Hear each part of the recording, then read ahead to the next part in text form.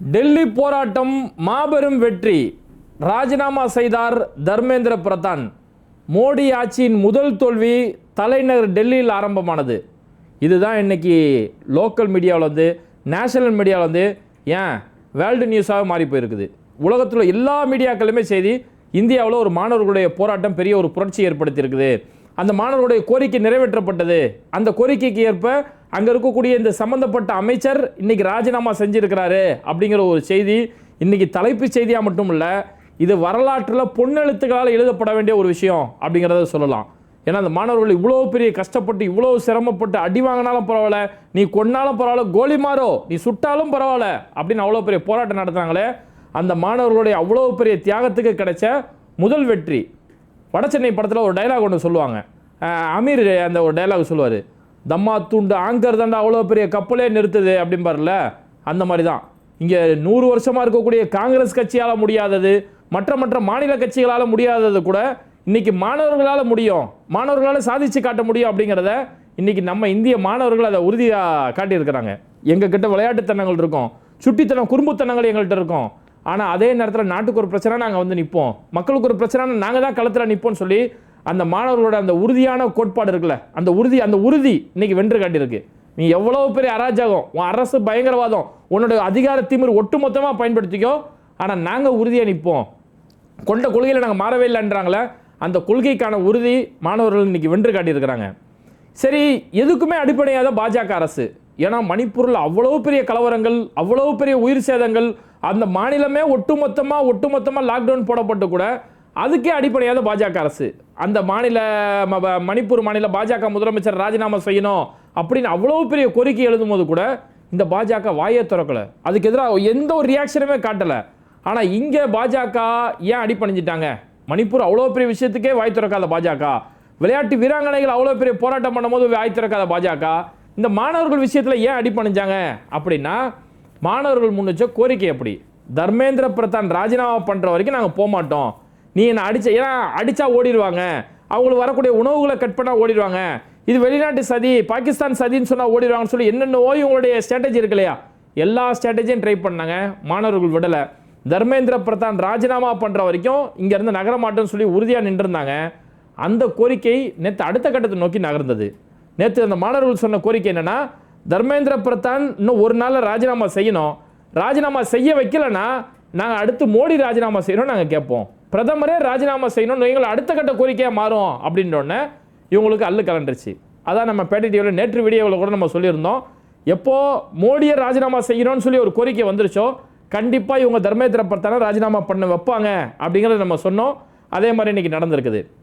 அப்போ எங்கிறது தனக்கே பாதிப்பு ஏற்பட்டுருமோ அப்படிங்கிற ஒரு அச்சம் தான். ஏன்னா அந்த மோடின்னு ஒரு பிம்பத்தை கிரியேட் பண்ணி வச்சிருக்காங்க இல்லையா, அந்த இமேஜுக்கு எந்த பாதிப்பும் வராத அளவுக்கு இவங்க பார்த்துக்குருவாங்க. கொஞ்சம் நல்லா பாருங்களேன், மற்ற தலைவர்களுக்கு உடல்நிலை சரியில்லை, இந்த தலைவர் உடல்நிலை சரியில்லாத ஹாஸ்பிட்டல் அனுமதிக்கப்பட்டார், இப்படி பல செய்திகள் நம்ம கேள்விப்படுவோம். ஆனால் இது வரைக்கும் மோடி பிரதமரான இந்த 13 வருஷத்தில் எங்கேயாவது ஒரு இடத்துல மோடிக்கு ஒரு தலைவலி, ஒரு காய்ச்சல், ஒரு ஹெல்த் செக்கப் ஏதாவது ஒன்று நடந்தால் நம்ம இது வரைக்கும் கேள்விப்பட்டிருப்போமா? அவருக்கான ஒரு இமேஜ் வச்சுருக்கிறாங்க, இவர் சாதாரண மனுஷன் இல்லை, இவர் வானத்திலேருந்து இறங்கியவர் அப்படின்னு சொல்லி பயங்கரமான பில்டப் கொடுத்து வச்சிருக்கிறாங்க இல்லையா. அந்த பில்டப்புக்கு எந்த ஒரு பங்கமும் ஏற்படாத அளவுக்கு அவங்க ரொம்ப கவனமாக இருப்பாங்க. கரெக்டாக மாணவர்கள் அந்த பாயிண்ட்டை பிடிச்சிட்டாங்க. தர்மேந்திர பிரதான் ராஜினாமா பண்ணலன்னா மோடி ராஜினாமா செய்யணும்னு நாங்கள் கேட்போம் அப்படின்னோடனே, ஓஹோ இது வேற மாதிரி போயிட்டுருக்கு அப்படிங்கிற ஒரு அச்சம் ஒரு பக்கம். இன்னொரு பக்கம் இவங்களுடைய மத வெறுப்பு தீயை எந்தெந்த மாநிலங்கள்லாம் கொளுத்தி விட்டுருந்தாங்களோ அந்த மாநிலங்கள் இன்னைக்கு பாஜகவுக்கு எதிராக திரள ஆரம்பிச்சிருச்சு. குறிப்பாக உத்தரப்பிரதேசம் தான் இவங்க அவங்களுக்கான பேஸாக கிரியேட் பண்ணி வச்சுருந்தாங்க. உத்தரப்பிரதேச மாடல் வச்சுருந்தாங்களே, அந்த உத்தரப்பிரதேசில் மாணவர்களோட கிளர்ச்சி ஆரம்பிச்சிச்சு. மாணவர்கள் அங்கே குறிப்பாக உத்தரப்பிரதேச தலைநகரில் லக்னோவில் இந்த போராட்டத்தை ஏற்படுத்திச்சு. லக்னோவில் இந்த போராட்டம் ஆரம்பிச்சோன்னா இவங்களுக்கு பெரிய அளவில் அதிருப்தி ஏற்பட்டது.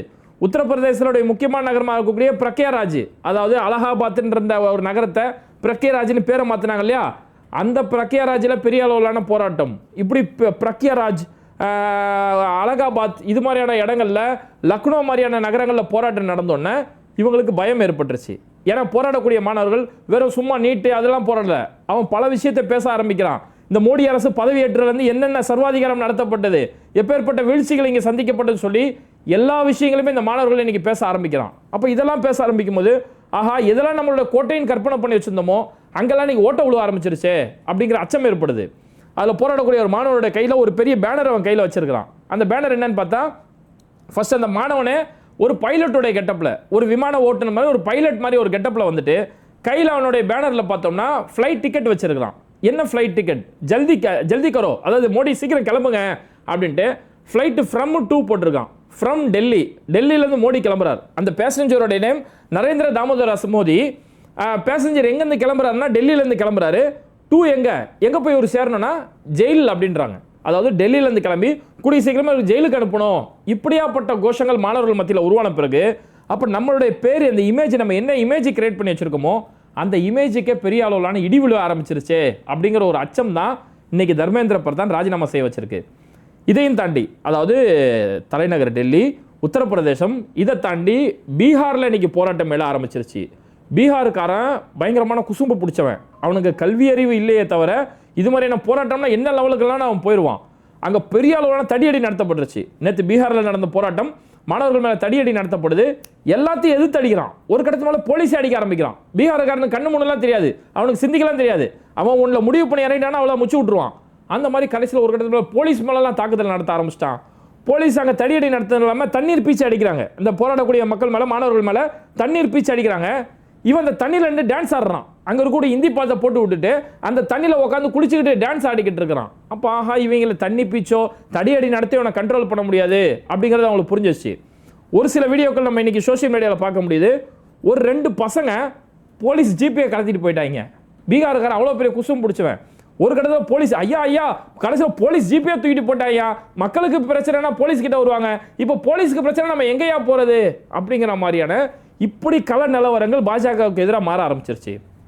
கொல்கத்தாவில் நடந்த போராட்டம், கொல்கத்தாவில் இன்னைக்கு தான் அந்த கொல்கத்தாவில் கொஞ்சம் கொஞ்சமாக மத வெறுப்புகளும் கலவரங்களும் பல வகையான வெறுப்பு பிரச்சாரங்களை செஞ்சு இப்போ தான் கொல்கத்தாவில் ஆட்சியை பிடிச்சிருக்கிறாங்க. அந்த கொல்கத்தாவில் அவ்வளோ பெரிய போராட்டம். வெஸ்ட் பெங்கால் தலைநகர் கொல்கத்தாவில் அவ்வளோ பெரியான மாணவர்கள் திரண்டு, பெரிய அளவிலான மாணவர்கள் திரண்டிருக்காங்க. அப்போ இவங்களுக்கு ஒரு அச்சம் ஏற்படுது. இந்த கொல்கத்தாவை இவ்வளோ கஷ்டப்பட்டு 10 வருஷமா 15 வருஷமா வெறுப்புகளை விதைச்சு இப்போ தான் ஆட்சியை பிடிச்சிருக்கிறோம். நாங்கள் இந்துக்களுக்கு மட்டும்தான் நான் ஒரு எம்எல்ஏவாக இருப்பேன், முஸ்லீம்களுக்கான எம்எல்ஏவாக இருக்க மாட்டேன்னு சொல்லி அந்த முதலமைச்சர் இவ்வளோ ஓப்பனாக வெறுப்பு பிரச்சாரம்லாம் செஞ்சார். இப்படி இருந்த ஒரு கொல்கத்தா இன்னைக்கு நமக்கு எதிராக திரும்புது. அப்போ வெஸ்ட் பெங்கால் நமக்கு எதிராக திரும்ப ஆரம்பிச்சிருச்சுன்னு சொல்லி இது மாதிரியான அச்சங்கள் அவங்க மத்தியில் எழ ஆரம்பிச்சிருச்சு.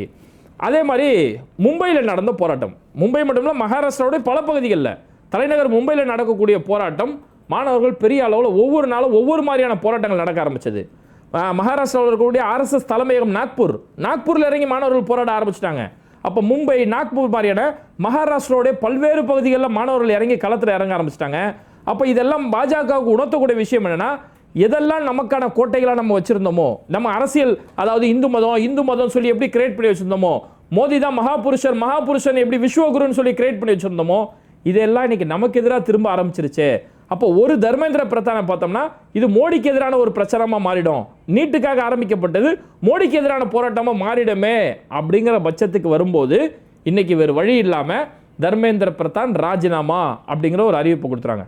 தர்மேந்திர பிரதான் அவருடைய அஃபிஷியல் எக்ஸ் பேஜில் இன்னைக்கு அறிவிச்சிட்டாரு, மை ராஜினாமா கர்த்தா ஹூம் அப்படின்னு சொல்லி ஒரு 2 பக்கத்துக்கு எழுதி நான் ராஜினாமா பண்ணிடுறேன் அப்படின்னு சொல்லி அறிவிச்சிட்டாங்க. அப்போது எப்பெல்லாம் இவங்க பாஜகவுக்கு ஒரு பெரிய பாதிப்பு வருதோ அவங்க பலி கொடுக்க தயாராக மாட்டாங்க. அந்த மாதிரி கடைசியில் தர்மேந்திர பிரதான் ராஜினாமா அப்படிங்கும் போது அப்போ இந்த மாணவர்கள் போராட்டம் ஒரு மாபெரும் வெற்றி போராட்டம் அப்படிங்கிறத நம்ம புரிஞ்சுக்கலாம். பிரிஜு பூஷனுக்கு எதிராக அவ்வளவு பெரிய போராட்டங்கள் நடக்கும்போது வாயே திறக்காத பாஜக, மணிப்பூர் விஷயத்தில் 3 வருஷத்துக்கு மேலே அங்கே பிரச்சனை நடக்கும்போது மௌனம் காத்த பாஜக, சிஏஏ மாதிரியான இஸ்லாமியர்களுக்கு எதிராக பல்வேறுபட்ட வன்முறைகள், இஸ்லாமியர்கள் மாட்டுக்காக மனுஷனை கொல்லப்படும் போது எவ்வளோ நீதி கேட்கும் போது அதுக்கெல்லாம் மௌனம் சாதித்த பாஜக இன்னைக்கு இந்த மாணவர் சக்திக்கு முன்னாடி அடிபணிஞ்சிருக்கிறாங்க.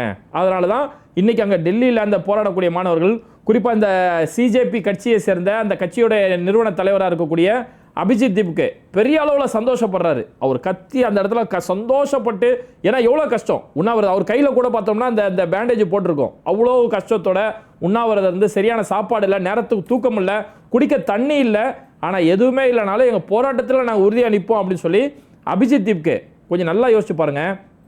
பாஜகவுக்கு எதிராக குரல் கொடுத்த எப்பேற்பட்ட சர்வாதிகார நடவடிக்கைக்கு என்னால் போவாங்க. சிஏஏ போராட்டத்தில் கலந்துகிட்டதுக்காக உமர் ஹாலித், சர்ஜில் இமாம், இது மாதிரியான பல மாணவர்கள் இன்னைக்கு தேதி வரைக்கும் ஜாமீன் கிடைக்காம சிறையில் இருக்கிறாங்க. கிட்டத்தட்ட 5-6 வருஷம் ஆச்சு, இன்னைக்கு தேதி வரைக்கும் சிறையில் இருக்கிறாங்க. அப்போ இப்படி என்ன வேணாலும் நம்ம மேலே அட்டூழியை நடத்தப்படலாம், எல்லாம் தெரிஞ்சுதான் அந்த மனுஷன் அங்கே போராட்டத்தில் இறங்கி இருக்கிறான். இவங்க என்ன வேணாலும் செய்யலாம், உயிருக்கு அச்சுறுத்தல் ஏற்படலாம், ஆனால் பரவாயில்ல, இந்த பிரச்சனைக்காக நான் களத்தில் இறங்குவேன் அப்படின்னு இறங்கினார் பாருங்க அபிஜித் தீப்கே. உண்மையில பாராட்ட வேண்டிய ஒரு விஷயம். அதே மாதிரி சோனம் வாங்சுக் 26 நாள் அவ்வளோ பெரிய உண்ணாவிரத போராட்டம் இருந்தால் அந்த மனுஷன் அவ்வளோ ஒரு உறுதியாக இருந்தார். கடைசியில் அவர் குண்டு கட்டா தூக்கிட்டு போனாங்க. அப்போ அவ்வளோ சோனம் வாங்சுக் இதுக்கு முன்னாடி லடாக்காக போராட்டங்கள் நடத்தினார், பல மாணவர்களுக்கு கல்விக்கான பல உதவிகளை செஞ்சு கொடுத்தாரு. அவருடைய உறுதி இந்த டெல்லி போராட்டத்தில் மிகப்பெரிய ஒரு பங்களிப்பு. மற்ற நடிகர்கள் வாயை திறக்கலைன்னா கூட ஒரே சினிமா துறையிலேருந்து வந்திருக்கக்கூடிய ஒரே நடிகர் பிரகாஷ் ராஜ் அவ்வளோ உறுதியாக அந்த களத்தில் கடைசி வரைக்கும் அந்த மாணவர்களுக்காக நின்று அந்த மாணவர்களுக்கு மோட்டிவ் பண்ணி எல்லா உதவிகளும் செஞ்சு கொடுத்த பிரகாஷ் ராஜ், இது மாதிரி பல்வேறுபட்ட பேர் அங்கே பாராட்ட தகுந்தவங்க. குறிப்பாக அங்கே இருந்த மாணவர்கள், நீ எவ்வளவு அடித்தாலும் சரி, அடி பரவாயில்ல, எவ்வளோ அடிக்கிறே அடின்னு சொல்லி எல்லா அடியையும் உடம்புல வாங்கிட்டு இருந்தாங்க பாருங்க. இப்படி எல்லாருமே இன்னைக்கு நாடு முழுக்க, தேசம் முழுக்க இவங்களுடைய தியாகங்கள், இவங்களுடைய அந்த முயற்சிகள் எல்லாமே பெரிய அளவில் பாராட்டப்பட்டு இருக்கு. அதே நேரத்தில் மக்களுக்கான ஒரு நல்ல அரசியல் விழிப்புணர்வு இன்னைக்கு ஏற்படுத்தப்பட்டிருக்கு. யாரெல்லாம் மக்களுக்கானவர்கள், யாரெல்லாம் மக்களுக்கு எதிரானவர்கள் அப்படின்ற விழிப்புணர்வு ஏற்பட்டிருக்கு. மோடி அரசுக்கு எதிராக மக்களுடைய பார்வை இன்னைக்கு திரும்பி இருக்கு. வெறும் மோடி அரசு இல்லாமல் மோடி அரசு மக்களுக்கு எப்படி எதிராக இருக்கு அப்படிங்கிற பார்வை இன்னைக்கு திரும்பப்பட்டிருக்கு. விஜய் மாதிரியான பல முதலமைச்சர்கள், விஜய் மாதிரியான பல நபர்கள் என்ன நடந்தாலும் நாங்கள் வாயை திறக்க மாட்டோம், இந்த நேரத்தில் கூட ஜனநாயகன் படத்தை ரிலீஸ் பண்ணுவோம்னு சொல்லி சுயநலமாக யாரெல்லாம் செயல்பட்டாங்க, மோடி அரசுக்கு யாரெல்லாம் பயந்துகிட்டு இருந்தாங்க, மறைமுகமாக யார் செயல்பட்டாங்க அப்படிங்கிறதுமே இன்னைக்கு அந்த பார்வை மக்கள் மத்தியில் போயிருக்கு. எத்தனை கோடி மீடியாக்கள் இங்கே இருந்தாங்க, பாஜக போடக்கூடிய எலும்பு துண்டுகளுக்காகவும் பாஜகவுக்கு சார்பாக செயல்படுறதுக்காகவும் அவங்களுடைய RSS சித்தாந்தங்களுக்காகவும் எத்தனை கோடி மீடியாக்கள் இங்கே செயல்பட்டாங்கன்ற பல்வேறு வகையான நபர்களுடைய உண்மைத்தன்மை இன்னைக்கு இந்த களத்தில் அம்பலமாயிருக்குது. அதனால ஒட்டுமொத்தத்தில் இந்த மாணவருடைய போராட்டத்தில் மோடி அரசுடைய முதல் தோல்வி இன்னைக்கு எழுதப்பட்டிருக்கு. பாஜகவோட வீழ்த்த முடியாத ஒரு கட்சி இல்லை, இவங்களுடைய கொள்கை ஒன்று, இவங்களுடைய இந்த சர்வாதிகார ஆட்டம் இது ஒன்று வீழ்த்த முடியாத ஒரு ஆட்டமெல்லாம் கிடையாது. இது மாணவர்களுடைய சக்தி, மக்களுடைய ஒற்றுமை இருந்தால் இது போன்ற எந்த ஒரு சர்வாதிகாரம் வந்தாலும் அது வீழ்த்தப்படும் அப்படிங்கிற ஒரு மிகப்பெரிய பாடத்தை இன்னைக்கு வரலாறு பதிவு செஞ்சிருக்கு. ஓகே, இந்த மாணவர்களுடைய மாபெரும் வெற்றி சம்பந்தமாகவும் பாஜகவுடைய இவ்வளவு பெரிய மிகப்பெரிய ஒரு வீழ்ச்சி சம்பந்தமாகவும் உங்களுடைய கருத்துக்கள் என்ன அப்படிங்கிறத மறக்காம கமெண்ட் பண்ணிட்டு இந்த வீடியோக்களை உங்க நண்பர்களுக்கு அதிகமாக ஷேர் செய்யுங்க. இணைந்திருப்போம்.